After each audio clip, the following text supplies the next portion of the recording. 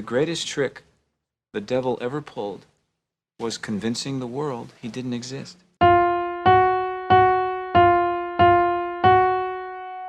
Welcome, everyone, to a very serious and scary, bone-chilling rendition of the Underground Filmmaking Podcast. I'm your co-host, Ethan Winslet. And I am your other co-host, sitting right across from you, Occult Johnson.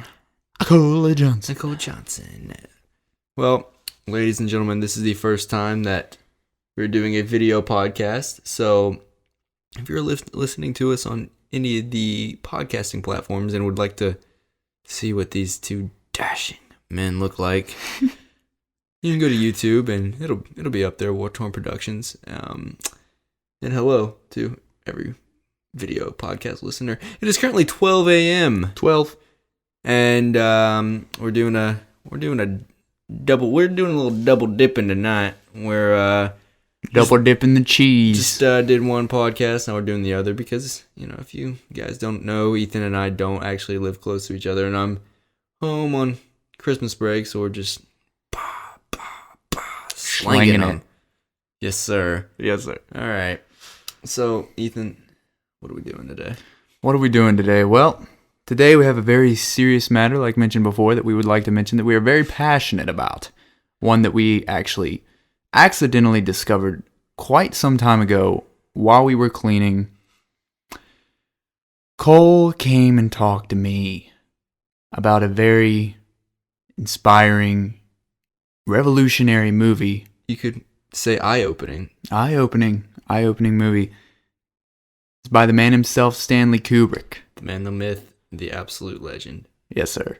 The film god. It is entitled Eyes Wide Shut. Now, if you guys have not seen Eyes Wide Shut, we're about to spoil the absolute mess out of it. Yep. And what we're doing today is, well, this segment of the Underground Filmmakers podcast, we are looking at films and taking a deep dive into them, whether we analyze certain aspects of it in any possible facet of filmmaking, but for this particular one, we're going down the rabbit hole. Oh. You could say. We're about to go down the rabbit hole, and some of the stuff you guys may not agree with us about, but we're going to just talk about the feelings and the thoughts that are invoked in us when we see the movie, and the things and the conclusions that we have came to realize after watching this. And it's some pretty heavy stuff, whether or not you think it's real, but it's going to be interesting. It's definitely going to be interesting.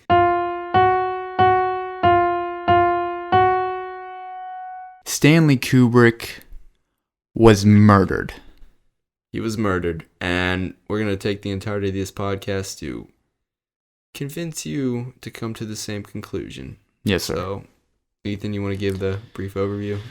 All right, so Eyes Wide Shut follows very, very strange because at the beginning it just seems like an ordinary movie, almost Christmas-esque. It is, yeah. It's it's Christmas time. It's just following a married couple and their daughter through what seems like a very hippity, high-up life.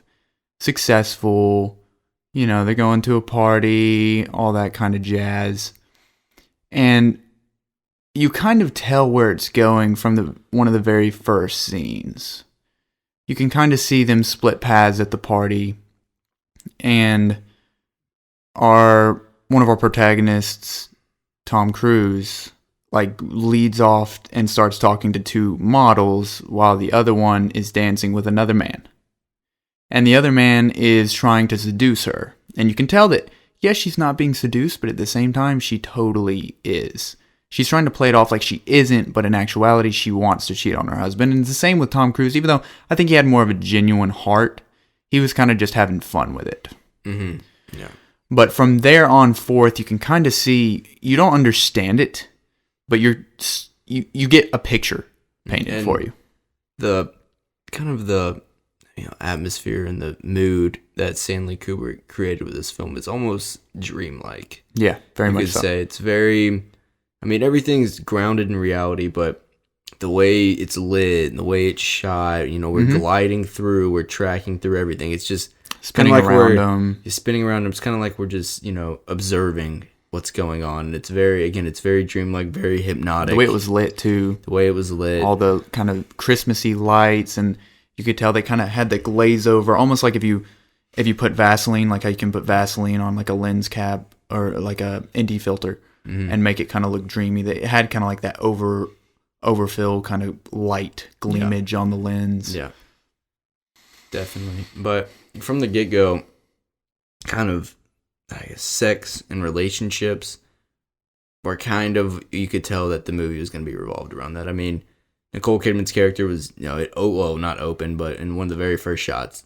she was naked. And then everything beyond that was pretty much just grounded in like relationships and all the aspects of that and all the, honestly, dark sides of that. Yep. Yeah. But like Ethan said, they went to this party and it was like a higher society type party. And Tom Cruise, his character is a doctor. Yeah, picking up from where he left off. Tom Cruise, he's kind of like, there's two girls on each side of him, and you can tell they're kind of like trying to seduce him.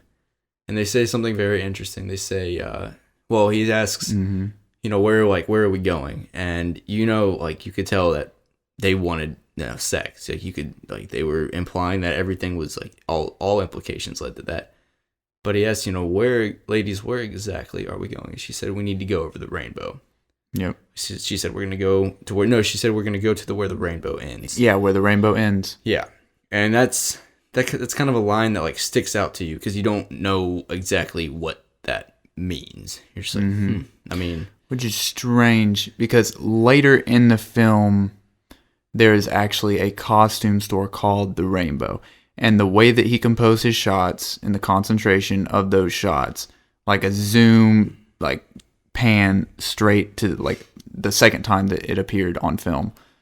It like zoomed, like he walked to it and then it kind of zoomed and the concentration shifted from Tom Cruise to the rainbow, And so I'm not actually 100% sure what he means by that in that one. I would have to analyze it more, but I know that it ties in kind of, I'm not going to give it away yet, but the deeper meaning of what happened there. Yeah. But anyways, what happens at that party is basically Nicole Kidman's character comes very close to cheating on Tom Cruise's character with a Hungarian man. And Tom Cruise comes very close to cheating on her with these two women, but they both end up resisting. And another key point that happens at the party, Tom Cruise's character meets one of his old friends. He's a piano player. His name is Nick in the film. I'm not sure who played him, but they were old medical school buddies. And so they establish like that relationship and how he's a pianist, and that comes into play later in the film. But after that, the party ends and they go back home, and it shows a brief montage of a few days after, like they're just going through like their regular life. He's a doctor, she's a stay-at-home mom, taking care of their daughter Helena. And the next key scene is one night, Nicole Kidman's character and Tom Cruise's character are getting high together in bed, and basically that is when all the skeletons, are revealed in the closet, So in this scene, you can tell there's a lot on both of their minds, but more so on Nicole Kidman's character. She's high, but she's kind of not even looking at Tom. What was his name? Bill? Yeah, Bill, okay. And what was her name? Alice. Yeah, Alice was played up by Nicole Kidman, and we should specify, and Tom Cruise's character's name is Bill in the film. So when we refer to them, that's Tom Cruise and Nicole Kidman's character. Yeah. So Alice was kind of sitting on the bed, and Bill was sitting off to the side, still on the bed, but kind of off to the side of her. She was not facing him. And you can tell that something is on her mind, something is bothering her. And then the question is asked, she pops the question, or was it he that asked her first? She asked it first, right? Yeah, no, she kind of induced the whole argument. Yeah, she kind of, so she was brought being, up. she was being confrontational. Yeah, very confrontational. She was like, so who are those two girls at the party kind of deal? And he was like, they're just two models. And then she was like, well, did you do anything? Basically insinuating, like, did you cheat on me with them? Yeah. And he said, no. Like, Yeah. I wouldn't do that. Who was the guy you were dancing with? And then she was like, oh, some Hungarian man, blah, blah, blah, blah. They laughed about it. And then he was like, what did he want? And then she literally just said sex. Yep. And then he, this is where it gets kind of funny. She proposes a problem again, even though there's no issue to be had. Nothing bad happened. She just throws an issue out there like a rude person does. And he tries to defend himself from that, because he was literally just like, no, I would never do that to you. Like, you know, you're a beautiful lady and I love you. You're my wife. I would never do anything. And then she just blows it out of proportion and is just like, oh, well, you're telling me that the only reason you wouldn't sleep with women is out of consideration for me. Mm-hmm. And that line kind of stuck out to me because it's like, is that not a good enough answer? Yeah, you know what I'm saying? It's like this that just goes to show that. What do you want me to say? Is just to show the confusion and just confrontation and purposelessness of what they were arguing about. Yeah. Basically, Bill's character, he tells Alice that he knows he wouldn't cheat on her because he trusts her. Yeah. And he basically makes it clear, he's like, I know you wouldn't do that. Like, I'm like, and he was very sure of himself. Yeah, because she said, oh, you're so full of yourself or something like that, or you're so confident in yourself. Yeah, you're so confident. And he's like, I mean, yeah, you're my wife. And she goes, but he said, no, I'm confident in you. Yes, that was the line. That's what I was trying to, that's what I was looking for. Yeah. And he basically is like, what does that mean? And she basically starts just laughing at him, just laughs in his face, and she sits down, looks him in the eye, and just reveals about a time when they were on a cruise, and she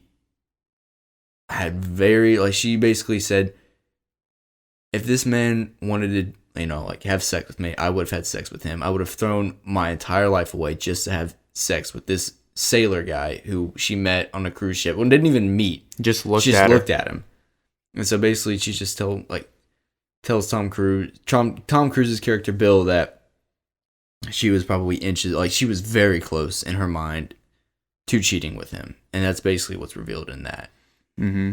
And it even goes one step closer with how she says it. She said, "Don't you remember when we made love and then talked about our child and talked about our future, and throughout all of that, he was never out of my mind." And you can see that very instant, Bill had no clue. Mm-hmm. But from that instant on, through this film, Bill's point of view and how Bill views his wife was changed permanently. Mm-hmm. It put him in a state of repetition of torturous thoughts. Mm-hmm. Reevaluation, constant reevaluation, constant thinking about what she has said. Mm-hmm. Causing him to try and lash out in a way, I think, for his own sake. Because of what she had said, he felt cheated, and he had never even thought that way. And now he felt like he had to think that way in a way to get even with her. Because if she's thought that way, then like, he's never done anything like that. Why does he deserve to be treated like that? Yeah, basically, he went out that night looking for answers, or looking for something that could help him like reconcile these feelings of, like you said, confusion and anger that he was having. And he basically, the world of corruption and sex and lust and sin, he is just engulfed in that for a night. Through his journey, he witnesses things that I don't think he really witnessed that much before. Although he might have been around it, he never paid as much attention to it as he did this night. Because it kind of was an eye-opener for him in a way, because it was like, all these things do exist. Even though that I pretend like they don't, because I don't think that way, other people do. Even my own wife thinks that way. And then he starts to see it happen everywhere. Yeah. That kind of incident just kind of made him open his eyes to what is around him for one night. One whole night. And not necessarily takes advantage of it, but he falls into it. He gets his toes wet, so to speak. He kind of allows it to take place. He explores that world that Yeah. he had never really ventured into before. And so that night, I think he's just walking. He was just walking, right? Mhm. And then he walked by some teenagers who make fun of him and push him over, and you could see him debating whether or not to say anything back, but he doesn't. So he keeps going, and over and over again, you see throughout this movie a repetition of the same thing that happens. Someone gets put into a position where they could lash out or turn to sin, and then before that lust for the sin turns into the actual sin itself. So from the conception of the lust for sin up into the actual action of sin, you see it progress. But at the point where that sin could come into being, it gets ceased immediately. yeah. And I believe the first encounter that he had that night was with a prostitute. Mm-hmm. And basically she kind of invites him / lures him and tempts him into her home.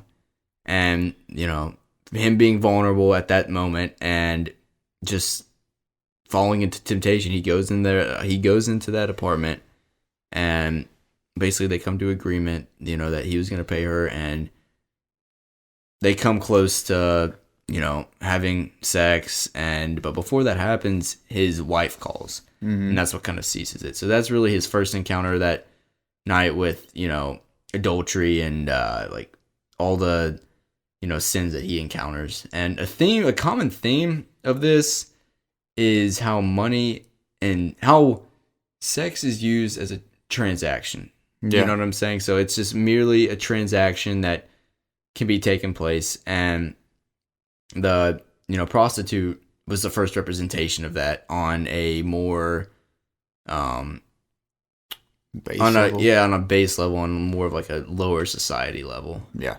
So from there, he decides not to go through with it and leaves. And he did have the option to stay. Mm-hmm. And he chose not to. But he paid her anyway. I don't know why. But it still kind of just plays into his character. Like, he has a lot of money, and, it doesn't really matter to him. Mm-hmm. But he leaves and ends up stumbling across the bar that his old dropout medical student friend told him earlier at the party that he was at. It's also worth mentioning that at that party there was a female prostitute, so-called, that slept with the guy who was throwing the party and almost overdosed in his house. And that guy who was throwing the party went to Bill and asked him to help her since he was a doctor. Just go ahead and put that in there because that's important. But so at that party, his old friend Nick told him, I'm at this, I play at this bar or whatever, swing by there anytime that you can. And so he stumbles across it on his venture and decides to go in. So he does. And this is where things start to get weird. Now, Stanley Kubrick has never made a cameo in any of his films, up until this very scene in this very movie.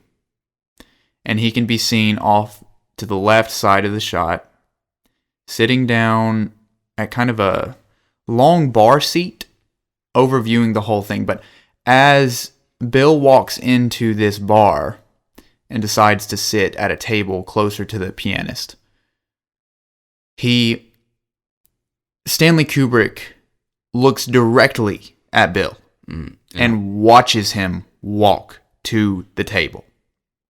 He holds that gaze pretty much the entirety of the shot. I mean, it's almost distracting. If you know Stanley's in there and you look for him, once you catch him look at Bill, it almost distracts you from the film. Yeah. It pulls you out of it because you're like, what? It's almost like he's looking at the camera. Mm-hmm. Exactly. And, I think that when he does this, that's basically Stanley Kubrick's way of taking on like Tom Cruise's, Bill's viewpoint. Yeah. Basically like saying, okay, this is things that I have seen. Basically kind of like that transaction of like, himself inside of Bill. You see what I'm saying? So Yep. So at this point, Bill sits down and Nick, the pianist, joins him. They get a drink and they start to talk. And very strange things are said by Nick. He reveals that he not only plays his piano here at the bar, but he has some weird pianist gig that he gets every once in a while that's only announced to him like an hour or two before it happens, and where it happens is only given to him an hour or two. So he doesn't know when and he doesn't know where until an hour or two before it happens. And he reveals that he does this gig, he performs his music blindfolded. But then he proceeds to say that he has seen a couple of things in his lifetime, but nothing like what he has seen at this, because he reveals that he has kind of sneak peeked a little from his blindfold while he was at this party. And basically he just says that the things he's seen there, he's never seen anywhere else in his entire life. Mm-hmm. Now, as they're speaking about it, Bill kind of inquires more about it because he's like, he doesn't believe him almost. He's kind of like, what are you even talking about? What are you talking about? Kind of interested at the same time. He's like, I feel like I want to experience this myself. This is kind of cool. And as they're talking, he gets a call. And he gets a call about the gig that's happening because he had mentioned earlier that it was going to happen this night, but he didn't know when or where. So as he gets this call, he writes down a word.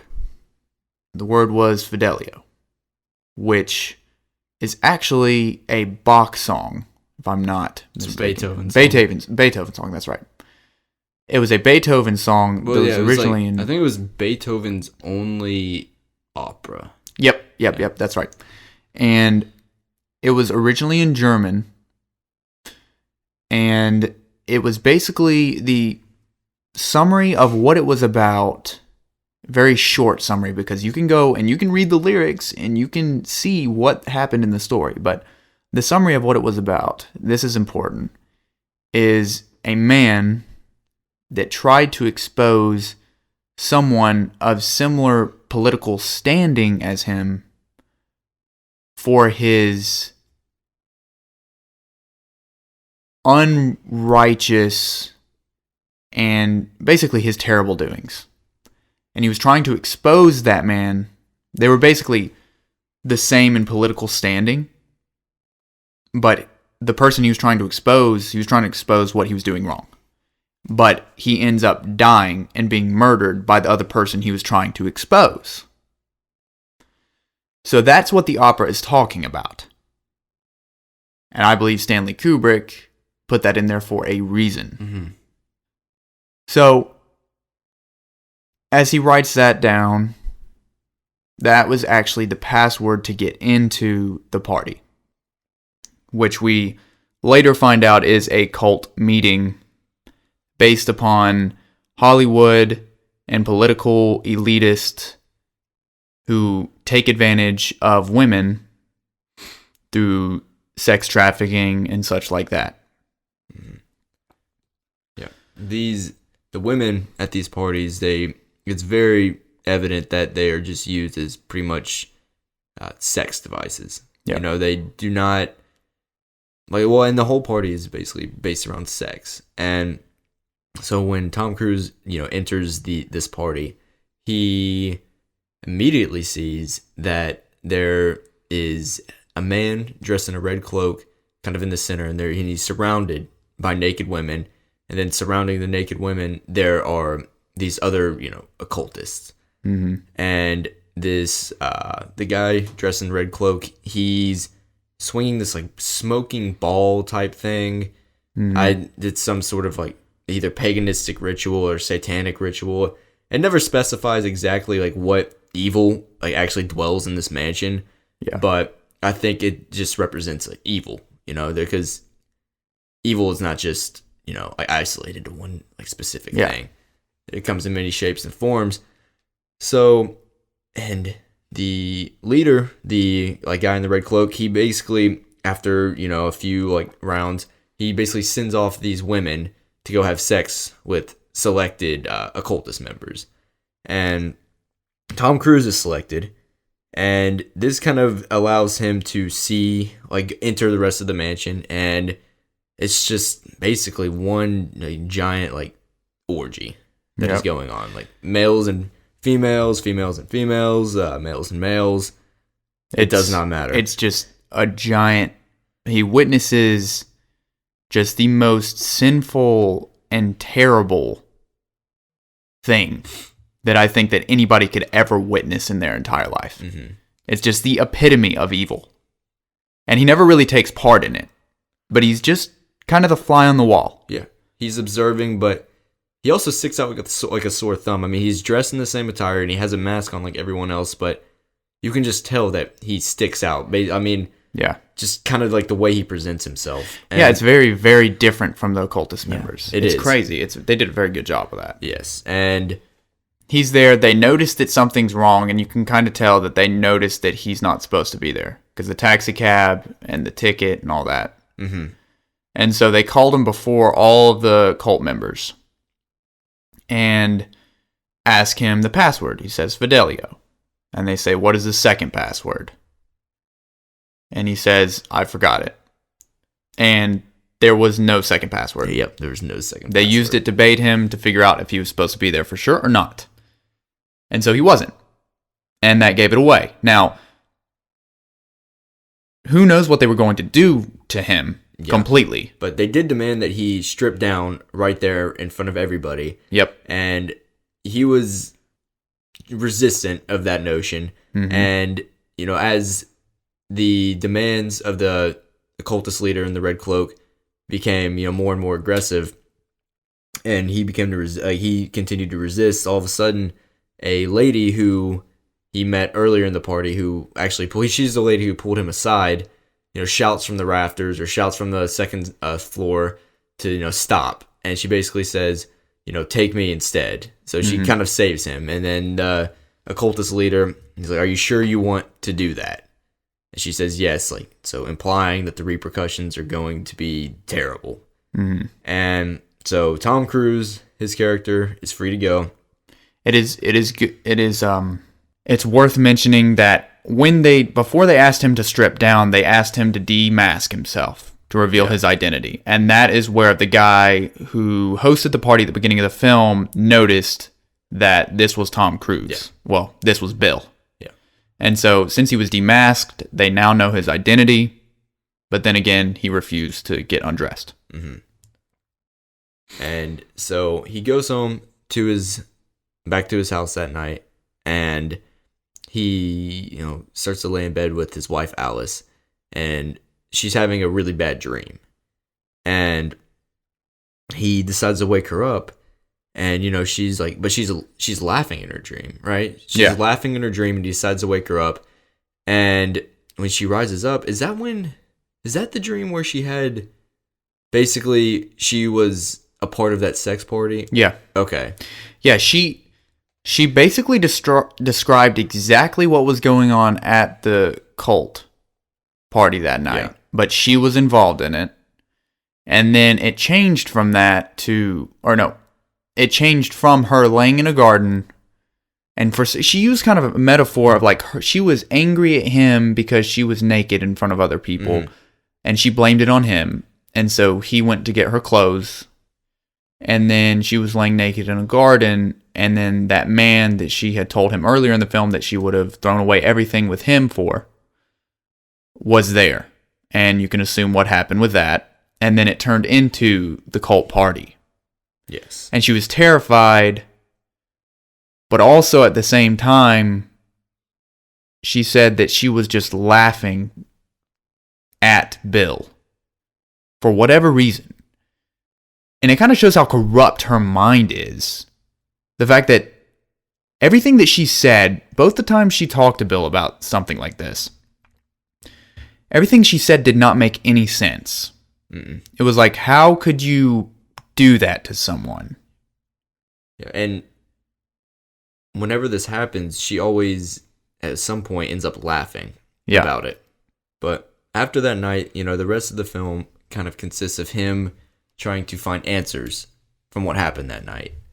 And there is none. There are no, the prostitute that he had an encounter with, she's gone. And he finds out that she has HIV. Mm-hmm. Doesn't see her. He tries to find Nick, the pianist. He was, at that morning, apparently he goes to the hotel that Nick was staying at, and he talks to like the receptionist the receptionist. Yeah. And he asks if he had seen Nick, and the receptionist reveals that he did see Nick, but Nick was escorted into the hotel by two well-dressed men who looked like they were part of the elitist class, so we can assume that they were members of the occult. Yeah. And he had a giant bruise on his face. And after that, there was no sign of Nick. And he went back to the mansion. There was basically the remnants were not there. There was no evidence of that party. And again, that's the last part of the film. He's trying to find answers, but he just cannot find them. At some point in the film, right after he goes back to the mansion and can't get his answers, he does receive a paper from the mansion that says, you need to stop trying to inquire about this and consider this your final warning. So as he leaves that, he starts walking around the city at night, and he realizes that he's being followed. The man following him kind of looks similar to what you would think the two men who was escorting Nick would look like. And he knew that he was following him, and he tried to get away, tried to get a taxi, couldn't get a taxi. So he went off trail, tried to get away from him, and ended up picking up and buying a newspaper. Now, there was about 5 stacks of newspapers at that newspaper stand, but the newspaper that he picked up said, "Lucky to be alive," on the headlines. Mm-hmm. I do believe that is symbolic in and of itself. But as he goes to a restaurant after this occurrence, he starts looking at the newspaper and realizes that it says X beauty star overdoses in hotel, basically. And he immediately ties that in with the woman at the party that saved his life. So he goes and views her body at the morgue. And there's a brief scene where you can hear one of the things that she said to him at the party overlaid on top of him looking at her at the morgue. And she looks pretty much exactly the same. Of course, you couldn't see her face because they had masks on. But she looks almost exactly the same in the body as the other girl. So he assumes that that's her. After this, he gets a call from that same man that threw the party at the beginning of the film, who was at the cult meeting. Now, we don't know this at the time. As he shows up, he talks to him, and something that I noticed was, during the cult meeting, this guy in the red cloak in the center, the leader, had a staff. And he was hitting the ground with the staff in sequences. He hit it once, 2 times, 3 times, back to once, 2 times, once. And something that I noticed the actor that was the guy who threw the party, I don't remember his name. But when he was talking to Bill, he's like, okay, well, I need to talk to you about something. It's not health related. It's actually related to you. As he does this, he was playing pool, and he took a pool ball. He took a pool ball and taps it in the same sequences that the red cloaked man at the cult meeting did. So I'm not sure if he was trying to tie that character in, because we don't know. We know through this conversation, he talks to Bill and says, I know you were at the party because I was there, and you are getting way in over your head. Like, what were you thinking? Pretty much. But he taps the ball in the same sequence as the man in the red cloak, leading me to believe that this man could be the one in the red cloak. And the way that he talks, he said, we knew you weren't supposed to be there because you showed up in the limo and those people showed up, or you showed up in a taxi and those people showed up in a limo. As if he was already there when everyone showed up. The way he worded it. And Bill inquires about the dead, well, he had basically cut out the news article about the dead overdosed ex-beauty queen. And he basically says, what happened to that girl? And he says, in reply to Bill, nothing happened to her. What if I said this was all just a charade to scare you? Bill struggles with that because he doesn't really know what to believe. So he picks out the little cutout of the news article and hands it to him and says, have you seen this? And he says, yes, I have. And then it's almost like, even though Bill catches this character red-handed, this character will not admit to the fact that they murdered Nick, murdered that girl, and would have murdered him if the girl had not saved his life. He even tried to convince Bill that everything was staged. Yep. At one point, he asks Bill, what if I told you everything was staged? And Bill basically picked apart that argument, and just every single thing that this man was saying, it did not add up. Mm-mm. But he did everything in his power to try to convince Bill that these things aren't as you perceive. Yeah, but in doing so, he exposes the truth, because he even says, when he talks about the woman that overdosed, this woman was actually the same woman in the beginning of the film at the party who that guy who threw the party had slept with. She had overdosed on heroin then, but she didn't die.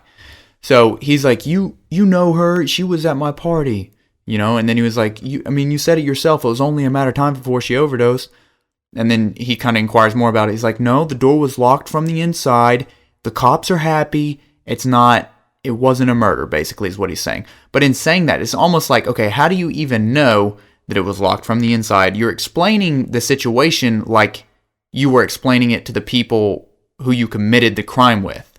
The cops are happy. You know what I'm saying? It's like, that's not something someone would say who's remorseful about it or innocent in any way. Right. So we assume from that information that he and the cult members actually killed her, framed it as an overdose in her apartment. But after this, Bill goes back to Alice, and he doesn't so much focus on what happened that night. He kind of took what that man said, and he didn't. You can tell he didn't believe him, but he just kind of let it sit. And the rest of the film was Bill's character trying to, I guess, reconcile with Alice. They were trying to reconcile their relationship, and that became the main focus. And Bill spills the beans about everything that happened that night, and that leaves them in like a weird state on, like what should they do? Because Tom Cruise, in a way, like, was unfaithful and had this weird night, and Alice revealed that she has had, multiple thoughts about like a certain man and would have cheated on him. And so it's, I don't know, if we mentioned that this film was around Christmas time. Yeah. Okay. We didn't mention that, but okay. Yeah. So this film is set around Christmas time. And so the morning of Christmas, they go with their daughter to a store, a toy store, so she can, pick out presents. And, basically they come to the conclusion that, okay, they should, continue with their relationship and try to give it a shot. And really and so that means like with that, what the events of that night just kind of like went to the back of his brain, and, they were kind of brushed off, really. Mm-hmm. And that's basically what she said. She said we should be thankful. Yeah. That we made it through it. Not, and I think that kind of replicates a society nowadays, is even though all these terrible things are happening, it's like people they live in their own fantasy land. Exactly. With their heads dug in the sand. Exactly. We don't want to recognize the evil that's around us, so we turn the other cheek to it. Pretend like nothing's going wrong, pretend like there's no corruption, pretend like these things depicted in this movie don't happen, when in actuality, we both believe, that Stanley Kubrick was trying to tell the truth through this film.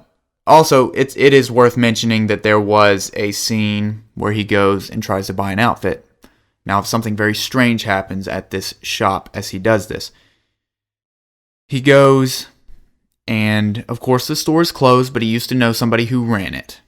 And it turns out that he was no longer there. He had moved, but there was a new owner. So he offers the man more money over the rental price to pick out an outfit for him that he can wear to this party. So he does so.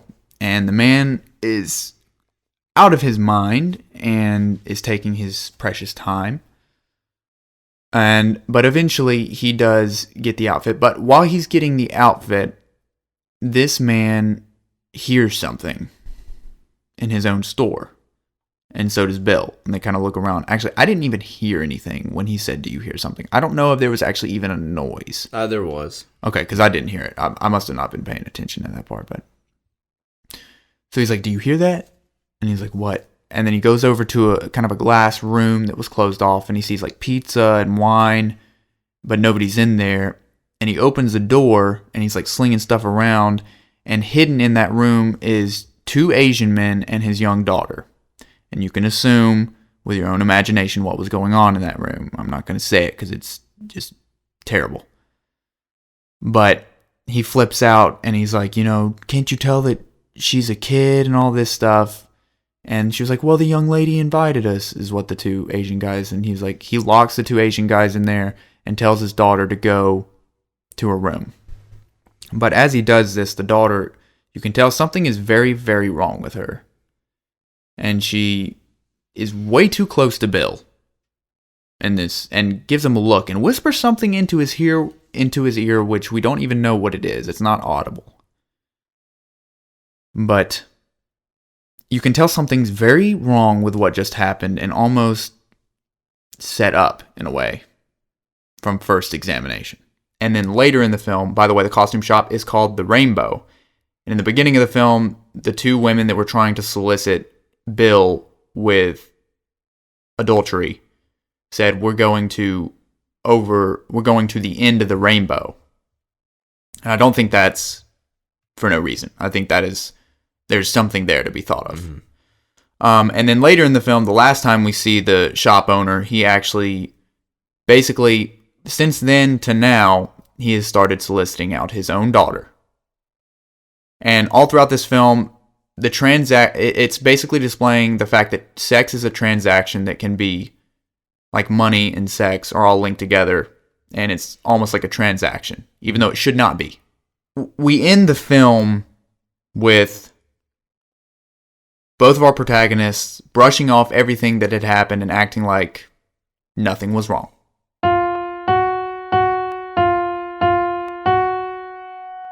All right, so we have some notes here that we're going to go over.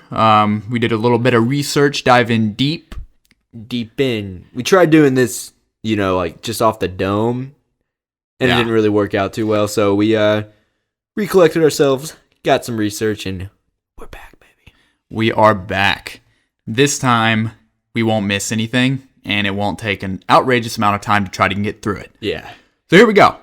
The production of Eyes Wide Shut began in 1996. And now that's almost 3 years before its release on July 16th of 1999. Around 4 months prior to the release of the movie, Stanley Kubrick showed what he considered to be the final cut of the best film he had ever made to Warner Brothers executives and Tom Cruise and Nicole Kidman.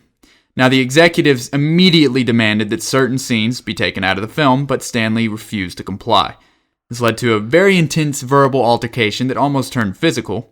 And it's no coincidence, I believe, and Cole believes, that this incident took place just a few days before Stanley Kubrick's death.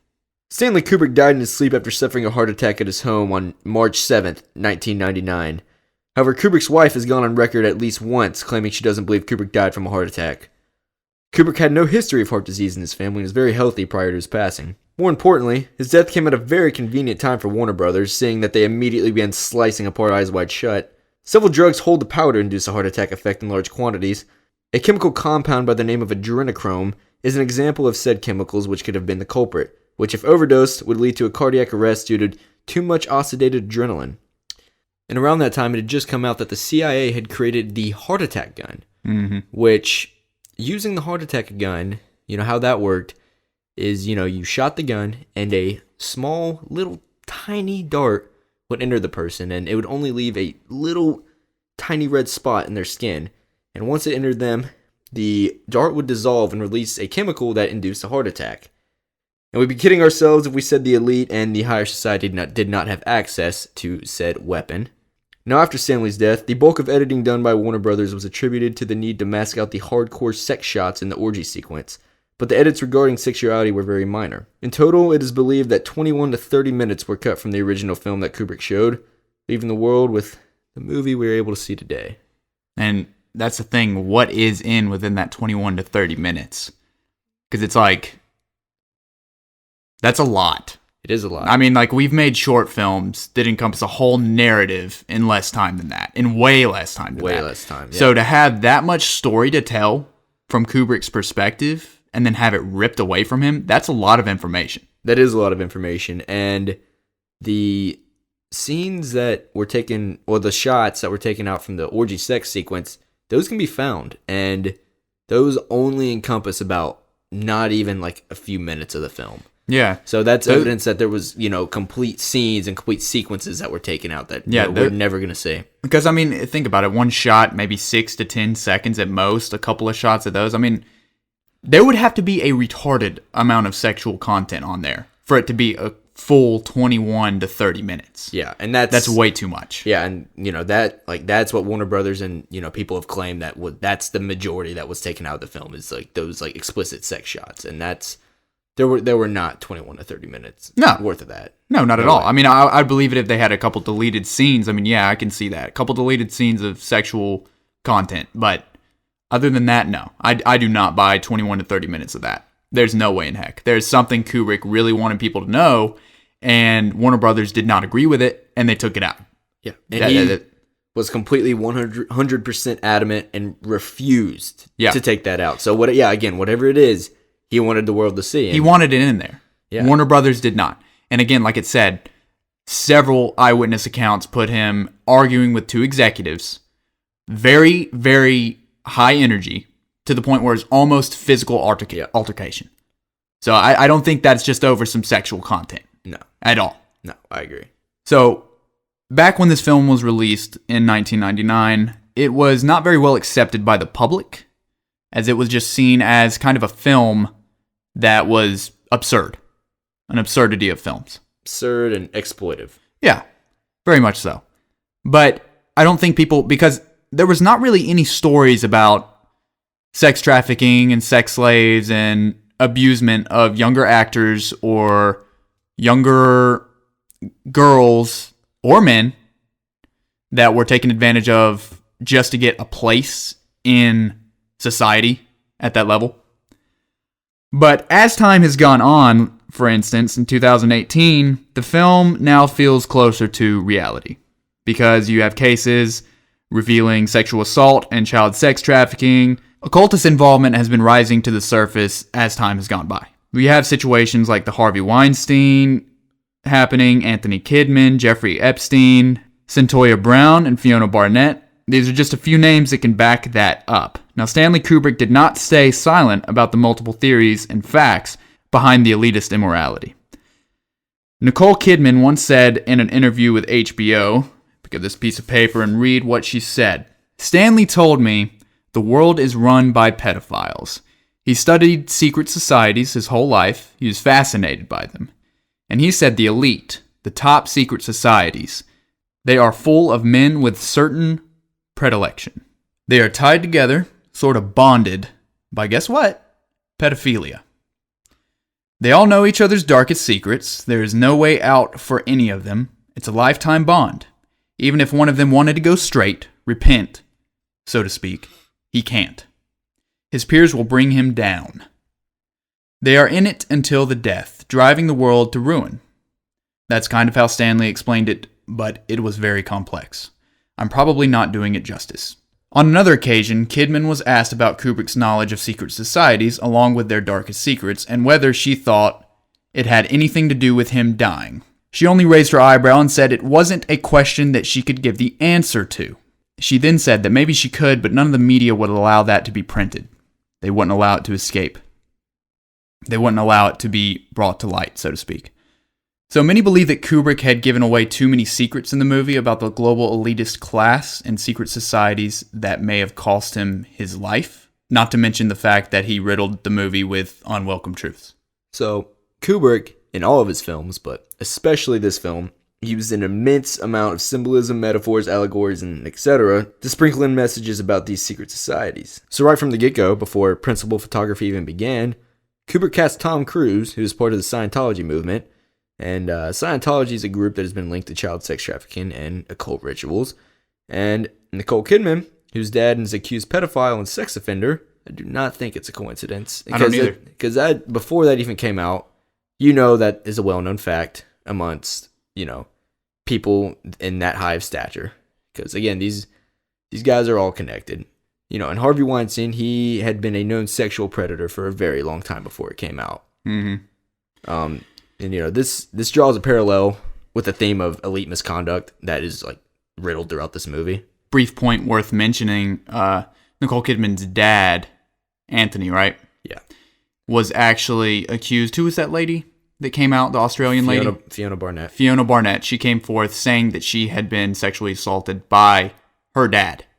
Yes. Anthony Kidman, the dad of one of the protagonists in this film. And her claims, they might seem drastic from a first perspective, but she claims to be raised into this as literally a child. Yeah, I imagine your earliest memories being that. Yeah. And that's all you knew. There are multiple interviews with her on Yep. YouTube, so if you guys want to see that, that's some heavy stuff. The amount of detail she goes into is just mind-blowing, and everything she says is completely elaborate. And again, you may think that some of it is ludicrous, but Anthony Kidman is an accused sex offender. Yeah. So there's obviously some truth to what she is saying. Yeah, and on top of that, the way that she describes things, she even described him having a mask on. Yeah. On this occasion. Mm-hmm. On one of the occasions that she was sexually assaulted by him. Yeah. Does that sound like something familiar, Cole? I think so. Yeah, no, in her interview, in her interview and documentary, she describes witnessing many events, like in the ones in Eyes Wide Shut. And honestly, the ones she describes witnessing are, way, way worse than what's depicted in the film. Yeah. There are sacrifices and many other things that she names And that happen at these parties. Yeah, she name drops President Nixon as being one of her assailants. You guys go watch that for yourself, and you make your own judgments of that. But it is very, very interesting and very disturbing. Mm-hmm. So we're gonna digress back to some evidence that Stanley Kubrick, riddled throughout his film to, hint at these claims that we were talking about. Kubrick uses a dreamlike tone in Eyes Wide Shut to immerse us in the unknown realm of higher society. And this runs parallel to Bill's character brushing off the events he witnessed as nothing more significant than a dream. In the conversation with Bill and Nick states at the party he plays at, he must play at blindfolded. This potentially runs parallel to Kubrick's experiences as a filmmaker, creating and performing his art blindfolded. It's just, in this scene, it kind of seems like, if you really try to put Kubrick in Nick's shoes here and listen to Nick like you're trying to listen to Kubrick, it's almost like he's saying, this is what I've seen, I've had to keep my mouth shut type of thing. Yeah. Which is, it gives you chills when you view that scene from that perspective. And I don't think that Kubrick just randomly makes a cameo for the first time ever in this scene just because he wanted to make a cameo. He didn't know that was his last film. Actually, he probably did know it was that it was his last film. He probably did know he was going to be murdered for it, but he did it for a reason. Yes. And it is, almost a 100% possibility that Kubrick did bear witness to a lot of the things in this film. Yeah. Because, even now and at the time, he was considered and is considered one of the best filmmakers of all time. Mm-hmm. And his films grossed a lot, and he was a wealthy man. So not saying that he was directly involved in these things, but it is extremely likely that he bore witness about it or just heard things about it. Mm-hmm. And, in multiple interviews and in the interview with Nicole Kidman, she says that he was extremely fascinated by these higher society elitists and the occult. He spent most of his life reading and studying and, looking into these things, and he knew the truth behind it. All right, so in the scene, like we mentioned before, where Bill goes to a costume shop to pick up the necessary attire to attend the mysterious party, he bears witness to the owner of the shop catching his daughter commit sexual acts with 2 older men. Later in the film, Bill revisits the shop where the man openly offers his daughter up for sexual acts with Bill. And it is clear at this point that he has already started to prostitute out his daughter to those same very 2 men in the beginning, the first time we saw him. So, either he has changed since the first time we saw him, where he was very, very, very upset with what was going on, or it was a play, and he acted like he didn't know what was going on. Mm-hmm. Either way, he's soliciting his daughter out for money in return. Yep, and this is an allegory for child sex trafficking in real life, because it has been known, and there's evidence to lead to the fact that parents do indeed, in the higher society, or, in all levels of society, they do sell their children to child sex rings. Yep. Unfortunately, that is a fact, and it is a very disturbing fact. Like Barnett, who was raised in it. Exactly. It's all connected. It is, man. Okay, so the reoccurring symbol of the rainbow that was designated the icon of this store where the father solicited his daughter out is actually a rainbow. And the symbol of the rainbow is commonly associated with MK Ultra, mind control, which is evident given how characters act once under the umbrella of this said symbolism.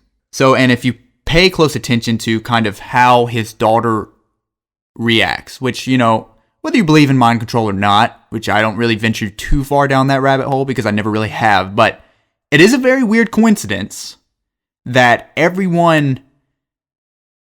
all the females, especially the daughter of the one that was of the dude who owned the costume shop, right, kind of had this weird, I don't know what to really even say. They weren't in a normal human state of mind. No, not at all. And the way they talked, the way they presented themselves, the little girl in the costume shop, she seemed like completely oblivious to the fact that what was going on is not okay. Yeah. And it's almost like she was okay with it. She got behind Tom Cruise's character, Bill, whispered in his ear, like almost enticing him.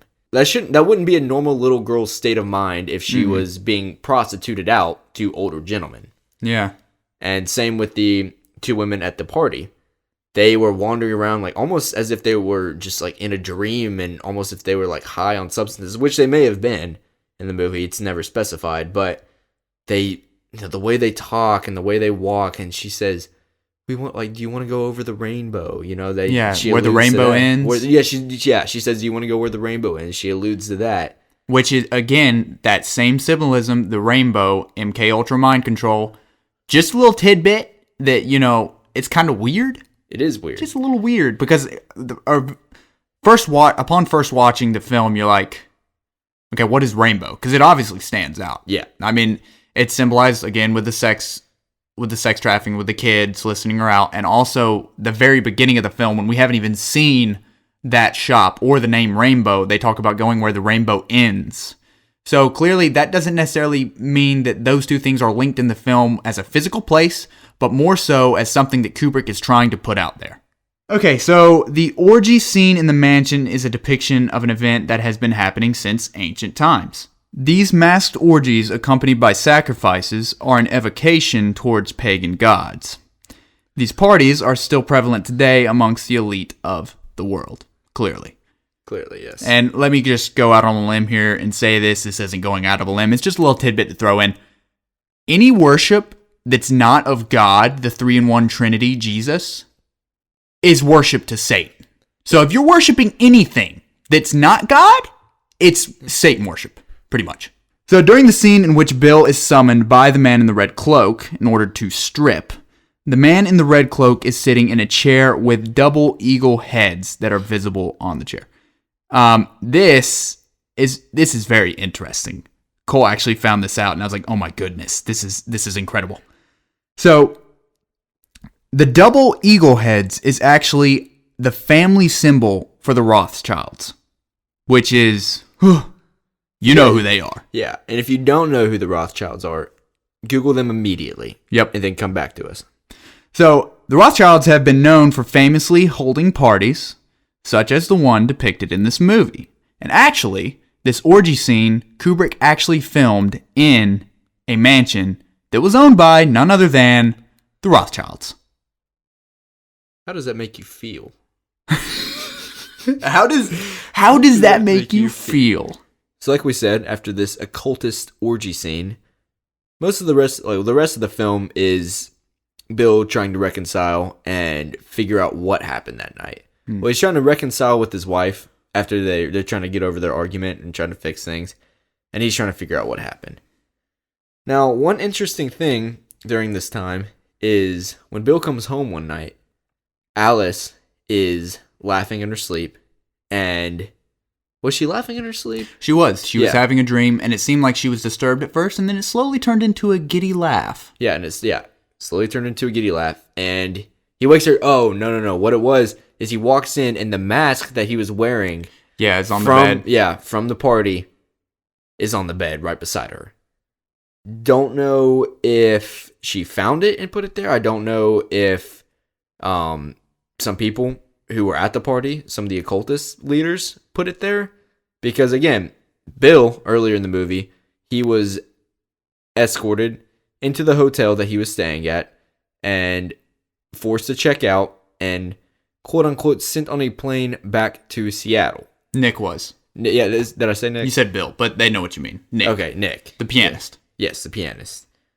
Now, when Bill woke Alice up, she explained the dream that she was having in elaborate detail. And basically, it ran almost 100% parallel to the events that Bill witnessed the night before. Mm-hmm. And this may allude to the fact that she was actually part of the occultist orgy sex party that was going on in the occultist ritual.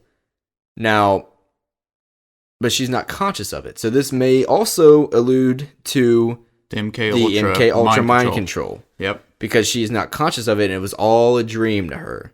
The dream also had that man that she originally talked about throwing away her life for in the first argument that they had was also in that dream. There was one guy I read some information about this where his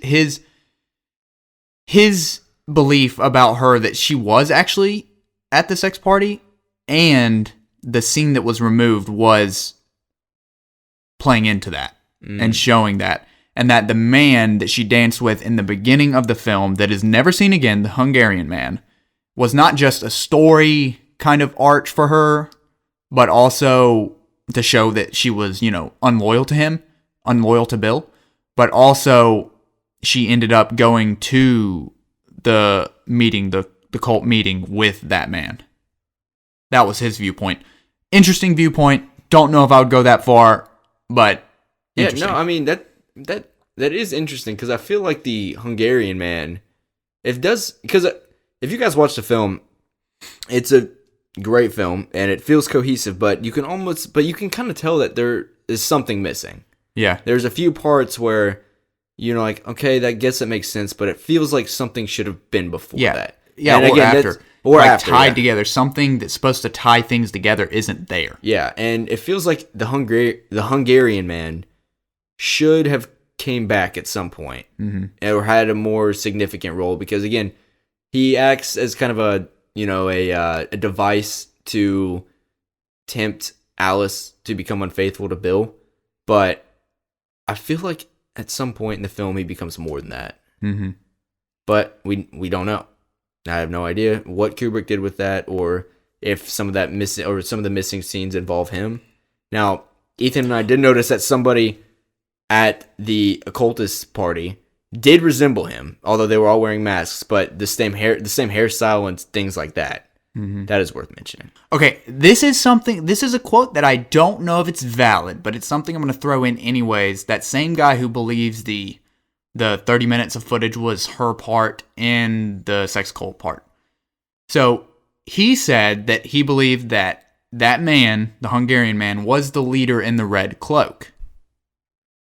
And that there was, apparently he was under the impression, somehow, I don't know if he was involved in the post-production or something, Because, again, I didn't check his credentials on this. That's why I'm not telling you it as facts. I'm just telling you what I've been told by him. But we encourage you guys to do additional research. Yeah. Not just there's a documentary that I watched called The Real Eyes Wide Shut, which is where a lot of this info came from. Not all of it, but a lot. And some additional things were in the documentary that we didn't add in here. So if you guys want some additional information, I'd go check that out. But sorry, sure. Ethan, continue. So it was, he said that in post-production, they actually dubbed over the man's actual recorded voice with ADR with a different voice so it wouldn't match the Hungarian man's voice. Oh, yeah. I don't know if that's true because I don't know if he was involved with that or how he would know, but that's just something that he had said. So, to reiterate on the ending scene, Bill, Alice, and their daughter Helena go to a toy store or a toy department store.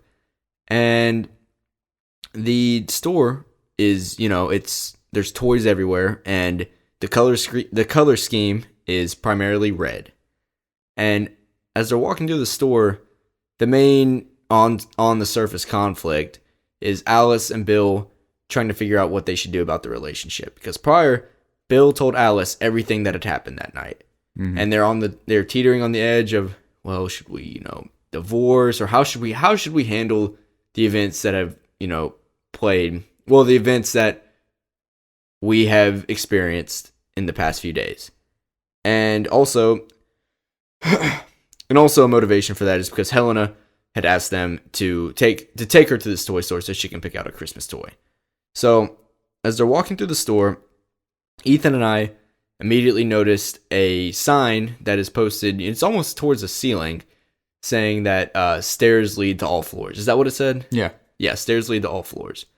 And it pointed up and down. Yeah, and it pointed up and down. So, to us, this seemed almost like purgatory that they were walking through. Because they had witnessed, a lot of evil. And I don't know, how would you describe it? The way I kind of interpreted that is kind of like, there's kind of three things that you can do with this information that you have been introduced to. Yeah. You can either walk through La La Land surrounded by the bubbles and the gigglies and all that pretty toys and pretend like everything's perfectly fine. You can choose to go up, try to do something about it and try to make the world a better place, ignore it. Try to inject good into the world to counter the evil that you had just witnessed. Or you can go down and indulge in the same sin that you have witnessed. That's kind of how I interpreted it. Yes, yeah. So there were a few other interesting things that happened in this scene. At the very end, Bill and Alice's daughter, Helena, wanders away with two older men. And now, these two older men can be seen in the background at the first house party that Alice and Bill went to. Oh, yeah. And this can be seen as another allegory for, child sex trafficking. Because, again, many people on all levels of society are tempted by the promise of wealth and the promise of, status in higher society. And they, sell their children into child sex rings amongst the elite. Now, also, when she walks towards these two gentlemen, stuffed tigers litter the foreground of the shot as she walks away. And the only other stuffed tiger that can be seen in the film is on the bed of the prostitute that Bill encounters. And that's just deep. That's just like that right there is like one of those things the director like throws in there to be like, okay, I don't have to do this, but I'm doing it to prove an extra point that if somebody thinks as deep as I think about this, they're gonna get it. Exactly. Which is so cool. So there is one thing that I actually forgot. Okay. That was on my mind. I want you guys to think back in your own memories to the first ever memories of your childhood. Okay? What do you remember being your goal and the thing that was stuffed down your throat the most as a child? Think about it for a second. We'll play a waiting game.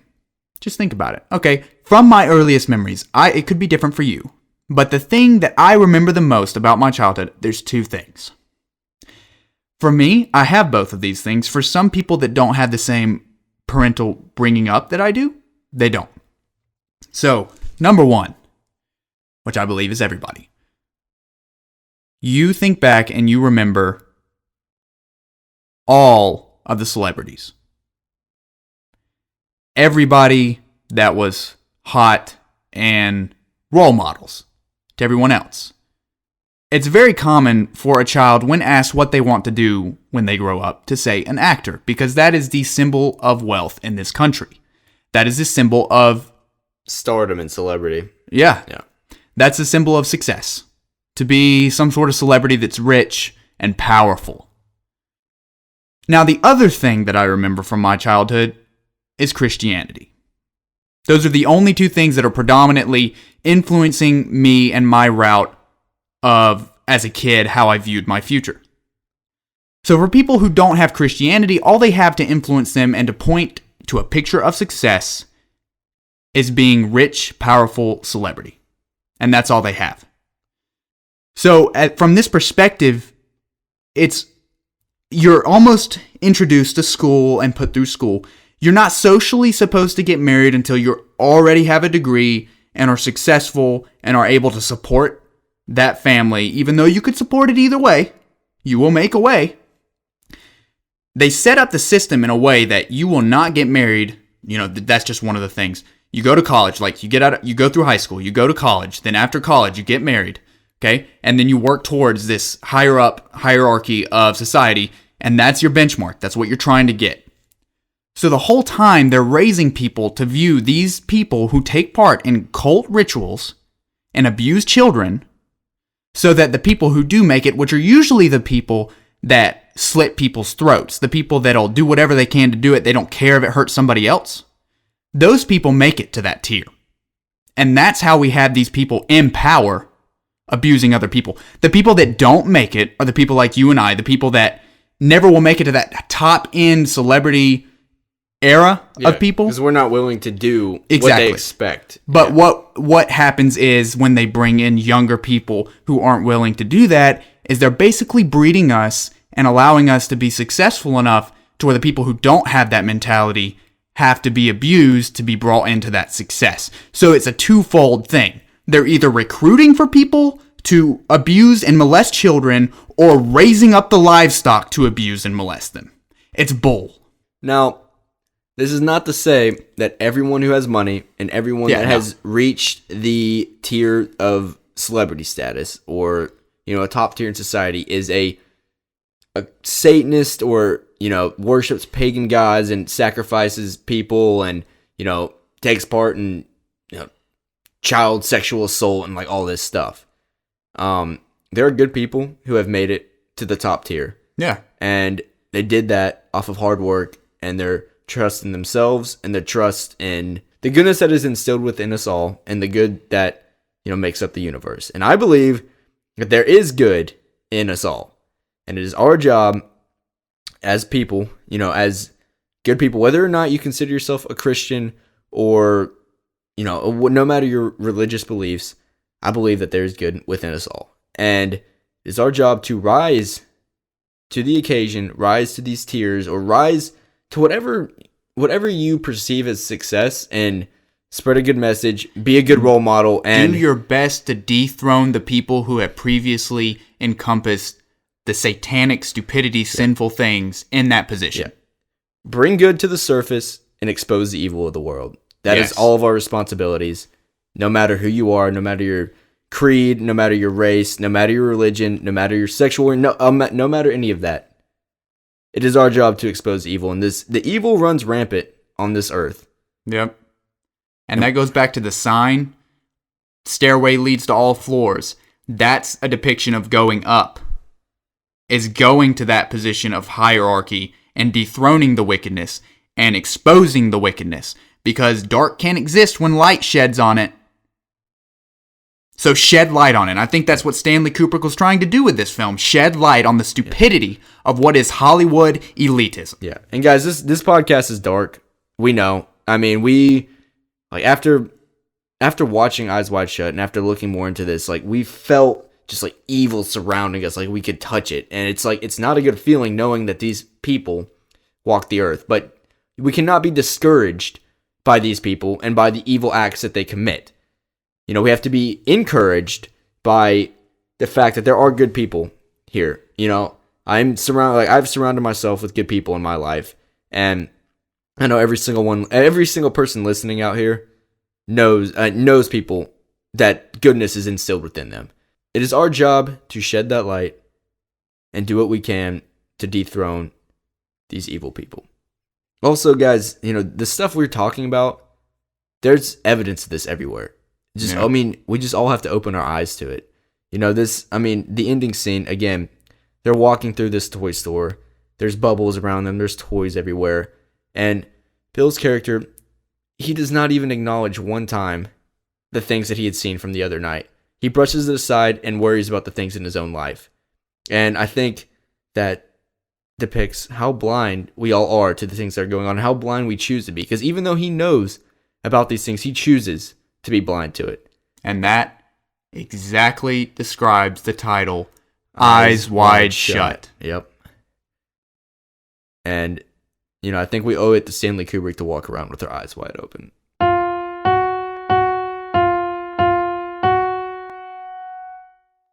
I know this episode is different from things we've previously done, but hope you guys listen to it and listen to the evidence that we presented, and just to think and about formulate your own opinions, do your research, and again, open your eyes to the things that are around you, because they can be disturbing, but also open your eyes to the goodness. Don't be distracted by just the pure evil, because you can go down a rabbit hole if you research this stuff too much, where you pay 100% attention to the evil that surrounds us, but open your eyes to the goodness too, because there are good people on this earth, and there are people doing good things, and God's light shines through every time. So just keep that in mind, and we hope you guys have a great week, and we'll see you next time, where we discuss the were turkey. Okay, at first it's gonna be, you're gonna like it. It's good. Were turkey sounds stupid, but it's good. It's good. And did it. And at some point in this podcast, in the next couple of weeks, we're gonna try to do some giddy things, because the past couple podcasts have been kind of dark. So sorry for that. Yeah. The man had a dark undertone, even though it really wasn't like that dark of a movie. I mean, it kind of was, because this guy was like he was a kind of a bounty hunter maniac guy who killed a bunch of aliens, but he had goodness in his heart. Yeah. And then the were turkey, I mean, it's just bad. You guys will just have to see for yourselves. And we came up with another idea. I don't know if we... Oh, that's going to be dark too, yeah, we came up with another, the next blockbuster segment, and that's going to be dark too. But we're trying to think of things that are a little lighter. If you look on our YouTube channel, War Torn Productions, you can see a lot of our films are kind of dark. Yeah. But we're not that dark of people. I mean, we like to do comedies. I like doing comedies. Maybe we can try to do a comedy next time. That'd be nice. Do a comedy. Yeah, I mean, again, you guys, our social media, you can find us on Facebook at War Torn Productions. You can find us on Instagram at wartorn_productions. You can email us, wartorninquiries@gmail.com. Or leave us a review. Tell us what you want to see, because we're open to anything. We'll do anything under the deep blue sea for you guys. You just got to put it out there and make sure that it's somewhat relevant to filmmaking. Yeah, because we love doing these podcasts. We have a plethora of ideas, but again, we want to make stuff that you guys want to hear. So hit us up, yo.